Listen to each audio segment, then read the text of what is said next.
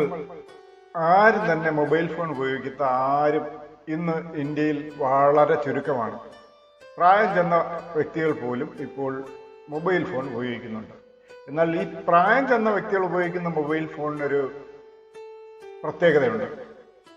അവരൊരു സാധാ ഫോണാണ് ഉപയോഗിക്കുന്നത്. അതിൽ ഒരു ഇന്റർനെറ്റ് കണക്ടിവിറ്റി ഇല്ല, ഒന്നുമില്ല. GSM, അതായത് കോൾ മാത്രം ചെയ്യാം, SMS അയക്കാം, കോൾ സ്വീകരിക്കാം, ഇതാണുള്ളത്. ഈ ഫോണുകൾ ഉണ്ടായിരുന്നപ്പോൾ യാതൊരു വിധത്തിലുള്ള തട്ടിപ്പുകളും നടന്നിരുന്നില്ല എന്നുള്ളതാണ് നമുക്ക് എടുത്തു പറയത്തക്ക ഒരു കാര്യം. ഇപ്പോൾ സൈബർ തട്ടിപ്പിന്റെ ഒരു കാലം തന്നെയല്ലേ. ഈ സൈബർ തട്ടിപ്പുകളിൽ പെടുന്നത് തന്നെ നമ്മുടെ കോളുകൾ നമ്മുടെ ഇന്റർനെറ്റുള്ള ഫോണുകളിൽ നിന്നും ഡൈവേർട്ട് ചെയ്യപ്പെടുന്നു. അല്ലെങ്കിൽ നമ്മൾ ചില ആപ്പുകൾക്കെങ്കിലും, ഒരുവിധപ്പെട്ട എല്ലാ ആപ്പുകൾക്കും നമ്മളുടെ ഫോണിൽ നിന്നുള്ള മൈക്രോഫോൺ ആക്സസ് കൊടുത്തിട്ടുണ്ടാവും.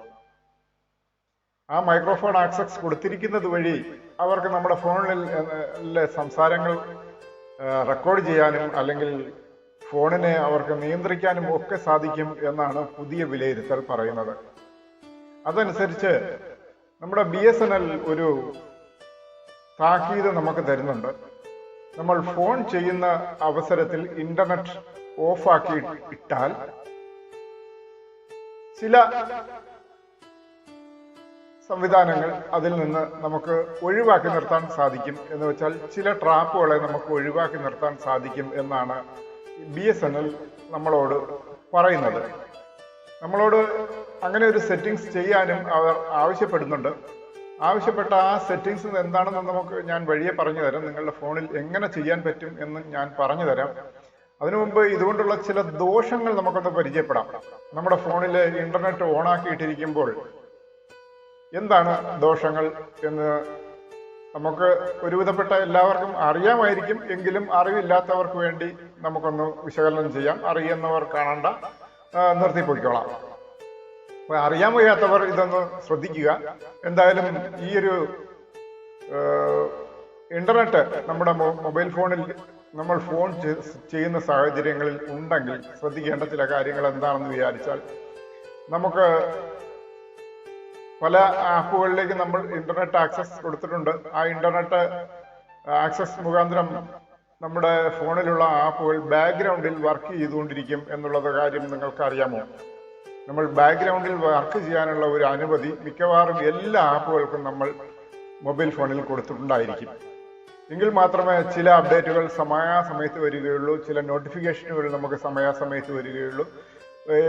കൂടുതലായും നമ്മൾ ഫേസ്ബുക്ക്, വാട്സപ്പ് ഇതുപോലെയുള്ള സോഷ്യൽ മീഡിയ ആപ്പുകളൊക്കെയാണ് കൂടുതലായി നമ്മൾ ബാക്ക്ഗ്രൗണ്ട് റണ്ണിങ്ങിന് വേണ്ടി നമ്മൾ അനുമതി കൊടുത്തിരിക്കുന്നത്. ഈ ബാക്ക്ഗ്രൗണ്ട് റണ്ണിങ് അനുമതി കൊടുത്തിരിക്കുന്നത് കാരണം തന്നെ ഈ ആപ്പുകളെല്ലാം തന്നെ ഫോൺ ഓഫ് ആണെങ്കിലും അത് റണ്ണായിക്കൊണ്ടേയിരിക്കും.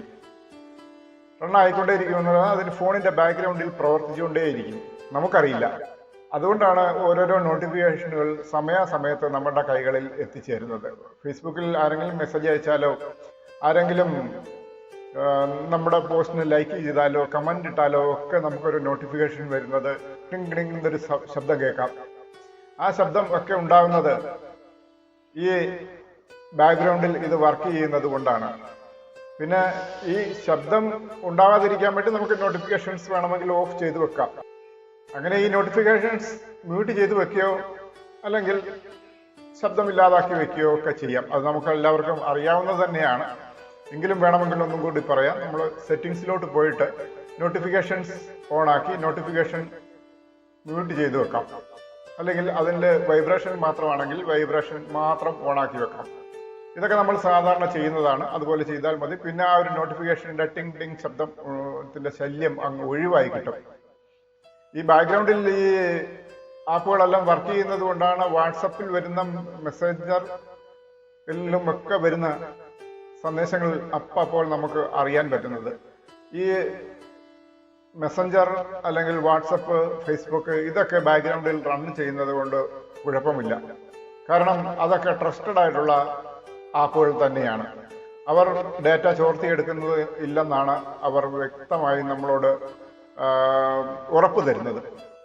അതുകൊണ്ട് എൻഡ് ടു എൻഡ് എൻക്രിപ്ഷനാണ് അതിനുള്ളത്. അതിനാൽ പേടിക്കേണ്ട കാര്യമില്ല. മറ്റുള്ള ആപ്പുകൾ നമ്മൾ ഫോണിൽ ഉപയോഗിച്ചിരിക്കുന്നതിന് മിക്കവാറും നമ്മൾ എല്ലാ പെർമിഷനുകളും അനുവദിച്ചുകൊണ്ടായിരിക്കും നമ്മൾ നമ്മുടെ ഫോണിൽ ഇൻസ്റ്റാൾ ചെയ്യുന്നത്. അനുവദിച്ചെങ്കിൽ മാത്രമേ അത് ഇൻസ്റ്റാൾ ആവുകയുള്ളൂ ഫോണിൽ.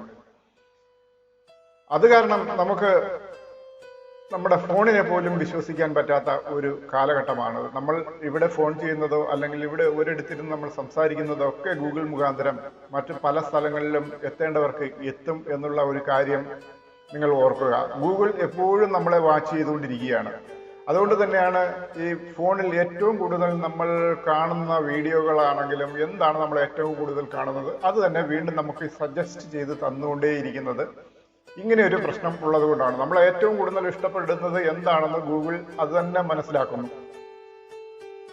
മനസ്സിലാക്കാനുള്ള കാരണം ഇന്റർനെറ്റ് എപ്പോഴും ഓണായിരിക്കുന്നത് കൊണ്ട് തന്നെയാണ്. പിന്നെ നമ്മുടെ ഈ കാലത്ത് ഇന്റർനെറ്റ് ഓഫ് ചെയ്ത് വെക്കാനും പറ്റില്ല. നമുക്ക് പല മെസ്സേജുകളും നോട്ടിഫിക്കേഷനും ഒക്കെ നമുക്ക് മിസ്സായി പോകും. അതുകൊണ്ട് ഇത് ഓഫ് ചെയ്ത് വെക്കാനും പറ്റില്ല. അതിന് ഒക്കെ പരിഹാരമായി ഒരു ട്രിക്കുണ്ട്. അത് എന്താണെന്ന് ഞാൻ പറഞ്ഞു തരാം. അങ്ങനെ നമ്മുടെ ഫോണിൽ എന്താണ് നടക്കുന്നതെന്ന് മറ്റുള്ളവർ മനസ്സിലാക്കണോ അതോ മനസ്സിലാക്കണ്ടേ? പ്രൈവസി നമുക്ക് ആവശ്യം തന്നെയല്ലേ? അപ്പോൾ പ്രൈവസി ആവശ്യമുള്ളവർ ഞാൻ ഇനി പറയുന്ന സെറ്റിങ്സുകൾ നിങ്ങൾ മൊബൈലിൽ ചെയ്യാൻ പറ്റുമെങ്കിൽ ഒന്ന് ചെയ്തു വെക്കുന്നത് ഏറ്റവും നല്ലതായിരിക്കും. നിങ്ങളെ ഈ വിധത്തിലുള്ള ചില പേടിപ്പെടുത്തലുകളിൽ നിന്നും തട്ടിപ്പുകളിൽ നിന്നും ഒക്കെ രക്ഷപ്പെടുത്താനുള്ള ഒരു ചെറിയൊരു സംവിധാനമാണ്, വലുതായിട്ടല്ല. നമ്മൾ ചെയ്യുന്നതിന്റെ ഫലമായിരിക്കും നമ്മൾ അനുഭവിക്കുന്നതെന്ന് പറയുന്നത് പോലെ നമ്മളെ പലരും ട്രാപ്പിലാക്കാൻ വേണ്ടി നമ്മളുടെ ചുറ്റും തന്നെയുണ്ട്. അതിലെങ്ങും വീഴാതെ പോകേണ്ടത് നമ്മുടെ കടമയാണ്. അതുകൊണ്ട് നമ്മൾ ചെയ്യുന്നത് എന്താണ്, മൊബൈലിൽ എന്താണ് ചെയ്യുന്നതെന്ന് കൃത്യമായി നമ്മൾ ആലോചിച്ച് വേണം നമ്മൾ ചെയ്യാൻ. നമ്മൾ എന്തെങ്കിലും ഒരു OTP ഷെയർ ചെയ്യുന്നതിന് മുമ്പ് നമ്മൾ ശ്രദ്ധിക്കുക, ഈ OTP എന്ന് പറയുന്നത് വൺ ടൈം പാസ്വേഡ് ആണ്. അത് ആർക്കെങ്കിലും നമ്മൾ ഷെയർ ചെയ്ത് കൊടുത്താൽ നമ്മുടെ രഹസ്യമായ പല വിവരങ്ങളും അവർക്ക് ചോർത്താൻ കഴിയും.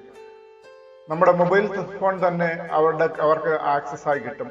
അവർക്ക് ദൂരെ ഇരുന്നുകൊണ്ട് നമ്മളുടെ മൊബൈൽ ഫോണ് അവർക്ക് ചലിപ്പിക്കാൻ സാധിക്കും. നമ്മൾ പോലും അറിയില്ല. പല ബാങ്ക് ഇടപാടുകളും അവർക്ക് നമ്മുടെ മൊബൈൽ ഉപയോഗിച്ച് ദൂരെ ഇരുന്നുകൊണ്ട് ചെയ്യാൻ കഴിയും. അങ്ങനെയുള്ള പല ആപ്ലിക്കേഷൻസും ഉണ്ട്. നമ്മുടെ ചില മൊബൈലുകളിലൊക്കെ ചില ലിങ്കുകളൊക്കെ ആരെങ്കിലുമൊക്കെ അയച്ചു തരും. അതിൽ എന്താണെന്ന് അറിയാതെ കയറി ക്ലിക്ക് ചെയ്താൽ ഉടൻ തന്നെ അതിൻ്റെ ഉള്ളിലുള്ള ആ ആപ്ലിക്കേഷൻ ആ ഫോണിലേക്ക് ഇൻസ്റ്റാൾ ആവുകയും നിങ്ങളുടെ ഫോണിൽ ഉള്ള വിവരങ്ങൾ അവർക്ക് ചോർത്തിയെടുക്കാൻ വളരെ എളുപ്പവുമായിരിക്കും. അതിനെക്കുറിച്ച് ഞാൻ വിശദീകരിക്കുന്നില്ല. നമുക്കെന്തായാലും ഈ ഒരു സെറ്റിങ്സിനെ കുറിച്ചൊന്ന് നോക്കാം. സെറ്റിങ്സ് എന്താണെന്ന് വിചാരിച്ചാൽ നമ്മുടെ മൈക്രോഫോണിന്, മൊബൈൽ ഫോണിലുള്ള മൈക്രോഫോണിന്, അതായത് മൈക്രോഫോൺ എന്ന് പറയുമ്പോൾ നമ്മൾ സംസാരിക്കുമ്പോൾ ശബ്ദ തരംഗങ്ങളെ സ്വീകരിച്ച് ഇലക്ട്രോണിക് തരംഗങ്ങളാക്കി മാറ്റി അത് എവിടെയാണോ എത്തേണ്ടത് അവിടേക്ക് എത്തിക്കുന്ന ആ ഒരു ഉപകരണമാണ് മൈക്രോഫോൺ എന്ന് പറയുന്നത്. നമ്മുടെ ശബ്ദ തരംഗങ്ങളെ സ്വീകരിക്കുന്ന ഒരു ഉപകരണം. ആ ഉപകരണം ഏതൊക്കെ ആപ്പുകൾക്ക് നമ്മൾ പെർമിഷൻ കൊടുത്തിട്ടുണ്ട്, അതെങ്ങനെ ഓഫ് ചെയ്ത് വെക്കാം എന്ന് നമുക്കൊന്ന് പരിശോധിക്കാം. ആദ്യമായി തന്നെ മൊബൈൽ ഫോണുകളിൽ കോൾ ചെയ്യുമ്പോൾ ഇന്റർനെറ്റ് കണക്ഷൻ ഓണാക്കി വെക്കുന്ന ഉപയോക്താക്കൾക്ക് മുന്നറിയിപ്പുമായി ആഭ്യന്തര മന്ത്രാലയത്തിന് കീഴിൽ ഉള്ള ഇന്ത്യൻ സൈബർ ക്രൈം കോർഡിനേഷൻ സെന്ററിന്റെ ഔദ്യോഗിക എക്സ് ഹാൻഡിലായ സൈബർ ദോസ്താണ് ഈ മുന്നറിയിപ്പ് നമുക്ക് തന്നിരിക്കുന്നത്. കോർഡിനേഷൻ സെന്റർ എന്നാണ് പറയുന്നത്. അതായത് കോൾ വിളിക്കുമ്പോൾ ഇന്റർനെറ്റ് ഓണാക്കി വെക്കുന്നത് മൊബൈൽ ഫോണിന് നിങ്ങളുടെ സംഭാഷണങ്ങളിലേക്ക് ആക്സസ് തരുന്നു എന്നതാണ് ഒരു സത്യാവസ്ഥ. അത് ആ സൈബർ ക്രൈമിലെ ഉദ്യോഗസ്ഥൻ തന്നെയാണ് നമ്മളോട് വ്യക്തമാക്കുന്നത്. ഇനി മൊബൈൽ ഉപയോക്താക്കൾക്ക് മൊബൈൽ മൈക്രോഫോൺ ആക്സസ് നൽകിയിട്ടുള്ള ആപ്പുകൾ ഏതൊക്കെയാണെന്ന് മനസ്സിലാക്കാനുള്ള അല്ലെങ്കിൽ തിരിച്ചറിയാനുള്ള ഒരു വഴിയുണ്ട്. അത് നമുക്ക് ഏതാണെന്നൊന്ന് പരിശോധിക്കാം. ഉപയോക്താക്കൾക്ക് ഗൂഗിൾ ക്രോം തുറന്ന് അതിൻ്റെ മുകൾ ഭാഗത്തുള്ള 3 ഡോട്ട്സ് ഉണ്ട്. ആ 3 ഡോട്ട്സ് ഒന്ന് ക്ലിക്ക് ചെയ്യുക. അവിടെ നിന്ന് സെറ്റിംഗ്സ് എന്ന ഓപ്ഷൻ തിരഞ്ഞെടുക്കുക. അവിടെ നിന്ന് സൈറ്റ് സെറ്റിംഗിലേക്ക് പോയി സ്ക്രോൾ ചെയ്ത് സൈറ്റ് സെറ്റിംഗിലേക്ക് സ്ക്രോൾ ചെയ്ത് ഏതൊക്കെ ആപ്പുകൾക്ക് മൈക്രോഫോൺ ആക്സസ് കൊടുത്തിട്ടുണ്ട് എന്ന് നമുക്ക് മനസ്സിലാക്കാവുന്നതാണ്. ഇനി അതുമല്ലെങ്കിൽ ഏതൊക്കെ ആപ്പുകൾക്ക് നമ്മൾ മൈക്രോഫോൺ ആക്സസ് കൊടുത്തിട്ടുണ്ടെന്ന് നമ്മുടെ ഫോണിലൂടെ തന്നെ ഒന്ന് ചെക്ക് ചെയ്ത് നോക്കാം. അതിനായി ഫോണിന്റെ സെറ്റിംഗ്സ് ഒന്ന് ഓപ്പൺ ചെയ്യുക. ഫോണിന്റെ സെറ്റിംഗ്സ് ഓപ്പൺ ചെയ്ത ശേഷം അതിൽ നിന്ന് ഫോണിന്റെ സെറ്റിംഗ്സ് മെനുവിലേക്ക് നാവിഗേറ്റ് ചെയ്ത് പോയതിനു ശേഷം തുടർന്ന് പ്രൈവസി സെക്ഷനിലേക്ക് പോവുക. Privacy option അതിലുണ്ടാവും. സെറ്റിംഗ്സ് തുറന്ന് അതിൽ താഴേക്ക് സ്ക്രോൾ ചെയ്യുമ്പോൾ അതിൽ പ്രൈവസി എന്നൊരു ഓപ്ഷൻ ഉണ്ടാകും. അതിൽ ക്ലിക്ക് ചെയ്യുക. പ്രൈവസി മാനേജറിൽ ക്ലിക്ക് ചെയ്താൽ ഉടൻ തന്നെ നമുക്ക് അതിൽ ഒരു പെർമിഷൻ മാനേജർ എന്നൊരു സെക്ഷൻ നമുക്ക് ലഭിക്കുന്നതാണ്. പെർമിഷൻ മാനേജർ എന്ന് എഴുതിയിട്ടുണ്ടാകും. അവിടെ ക്ലിക്ക് ചെയ്യുക. അവിടെ ക്ലിക്ക് ചെയ്യുമ്പോൾ പുതിയൊരു പേജ് നമുക്ക് ഓപ്പൺ ആയി കിട്ടും. ഈ പെർമിഷൻ മാനേജറിൽ നമുക്ക് ഏതൊക്കെ ആപ്പുകൾക്ക് നമ്മൾ മൈക്രോഫോൺ ആക്സസ് അല്ലെങ്കിൽ നമ്മുടെ ഫോണിന്റെ ക്യാമറ ആക്സസ് ഇതൊക്കെ കൊടുത്തിട്ടുണ്ടെന്ന് ആ പെർമിഷൻ മാനേജറിൽ നിന്ന് നമുക്ക് മനസ്സിലാക്കാൻ സാധിക്കും. ഓരോ ആപ്പുകളും എടുത്ത് പരിശോധിച്ച ശേഷം അതിൽ എന്തൊക്കെയാണ് ചെയ്തിട്ടുള്ളതെന്ന് നമുക്ക് മനസ്സിലാക്കാൻ പറ്റും. ഏതൊക്കെ പെർമിഷൻസ് ആണ് കൊടുത്തിട്ടുള്ളതെന്ന് നമുക്ക് മനസ്സിലാക്കാൻ പറ്റും. ആ ആപ്പുകളെല്ലാം നമുക്ക് സംശയമുള്ള ആപ്പുകൾ അല്ലെങ്കിൽ വേണ്ടാത്ത ആപ്പുകൾക്കെല്ലാം നമുക്ക് പെർമിഷൻ മാനേജർ ഉപയോഗിച്ച് നമ്മുടെ മൈക്രോഫോൺ ആക്സസ് ഓഫ് ചെയ്യാം. വേണമെങ്കിൽ നമ്മുടെ ക്യാമറ ആക്സസും ഓഫ് ചെയ്യാൻ സാധിക്കുന്നതാണ് അവിടെ നിന്ന്.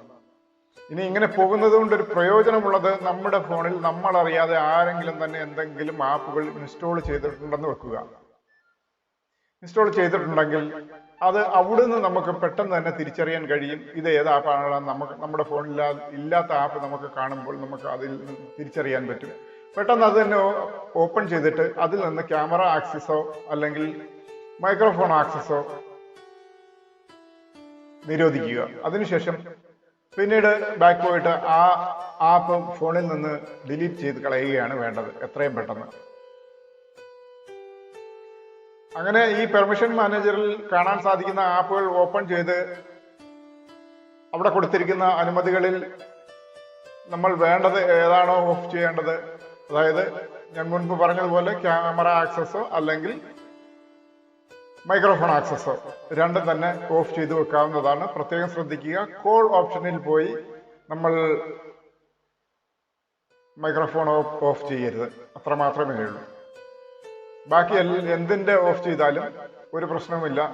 നമ്മുടെ വാട്സപ്പ് കോളുകൾ ഉപയോഗിക്കുന്നവരാണല്ലോ നമ്മൾ. അതുകൊണ്ട് വാട്സപ്പ് ആപ്ലിക്കേഷനിൽ കയറി അതിൽ പെർമിഷനുകൾ ഓഫ് ചെയ്യാതിരിക്കുന്നതാണ് നല്ലത്. അതുപോലെ തന്നെ നമ്മുടെ മെസ്സഞ്ചർ, ഫേസ്ബുക്ക് ഇതിലൊക്കെ മൈക്രോഫോൺ ആക്സസ് കൊടുത്തേക്കാം. പിന്നെ ക്യാമറ ആക്സസും കൊടുക്കാം. അതുകൊണ്ട് ഒരു പ്രശ്നവുമില്ല. പിന്നെ ഇനി വിദേശത്തോട്ടൊക്കെ നമ്മൾ കോൾ ചെയ്യുന്ന ചില ആപ്പുകളൊക്കെ ഉണ്ടായിരിക്കാം, IMO പോലുള്ള. അതിലും ഒക്കെ നമുക്ക് പെർമിഷൻ കൊടുക്കാം, കുഴപ്പമില്ല. പെർമിഷൻ കൊടുത്തെങ്കിൽ മാത്രമേ നമുക്ക് സംസാരിക്കാൻ സാധിക്കുകയുള്ളൂ. അങ്ങനെ ഒരു പ്രത്യേകതയുണ്ട്. പിന്നെ ക്യാമറ ആക്സസ് പെർമിഷൻ കൊടുത്തെങ്കിൽ മാത്രമേ നമ്മളുടെ വീഡിയോ അങ്ങോട്ടും ഇങ്ങോട്ടും പോവുകയുള്ളൂ, നമുക്ക് കാണാനും സാധിക്കുകയുള്ളൂ എന്നുള്ളൊരു കാര്യം പ്രത്യേകം ശ്രദ്ധിക്കുക. അതുകൊണ്ട് ഇതുപോലുള്ള കോൾ ചെയ്യുന്ന ആപ്പുകളിൽ നമ്മൾ പെർമിഷൻ കൊടുത്തിരിക്കണം, അല്ലെങ്കിൽ നമുക്ക് സാധിക്കില്ല. അപ്പോൾ ഈ കാര്യങ്ങളൊക്കെ മനസ്സിൽ വെച്ചേക്കുക. നമ്മുടെ ഫോണിൽ നിന്ന് ആരും നമ്മുടെ ഡേറ്റകളൊന്നും ചോർത്തിക്കൊണ്ട് പോകാതിരിക്കട്ടെ. അതിനുവേണ്ടി നമ്മുടെ ഫോൺ സജ്ജമാക്കി വെക്കേണ്ടതാണ്. അതുകൊണ്ട് തീർച്ചയായും നമ്മളെ ആരും കളിപ്പിക്കാതിരിക്കട്ടെ. അതിനുവേണ്ടിയാണ് നമ്മൾ ഈ ഒരു സംവിധാനം നമ്മുടെ ഫോണിൽ ചെയ്തു വെക്കുന്നത്. അപ്പോൾ ഇതെല്ലാവരും ചെയ്തു വെക്കുക. ഒരു നല്ല കാര്യമാണ്. BSNL ആണ് നമ്മളെ അറിയിച്ചിരിക്കുന്നത്. ഔദ്യോഗികമായ അവരുടെ എക്സ് ഹാൻഡിലാണ് ഈ വിവരം പുറത്തുവിട്ടിരിക്കുന്നത്.